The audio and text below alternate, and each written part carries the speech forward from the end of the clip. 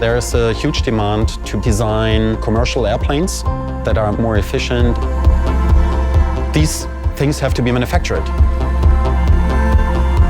The better we design them, the less resources we are using for the manufacturing process.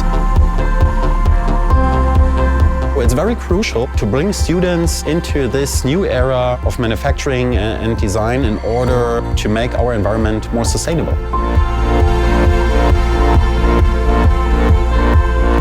Here, with Airbus, it's a great environment to define the future of flight technologies. It was my final year of my aeronautical engineering study. I got an internship by Airbus. As part of my internship, I've been developing a hydrogen-driven octocopter drone. This will be a pollution-free and efficient drone. When I first started the project, my supervisor at Airbus asked me if I wanted to try Fusion 360 for the whole design process. In order to explore the use of Fusion 360 and the generative design workbench, he was able not only to design, but also to build it as a static display in reality.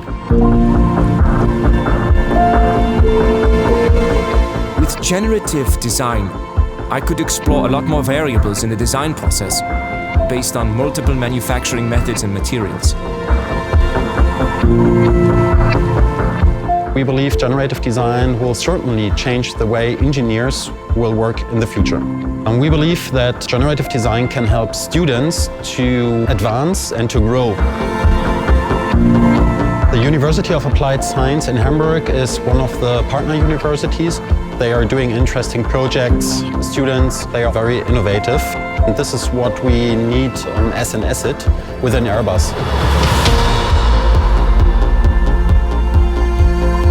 The weight reduction was important for this project, but generative design helped with more than just that. It saved me time because I had less iterations. It helped me bring as many ideas as possible to life and learn with every creation so I could make the right decisions.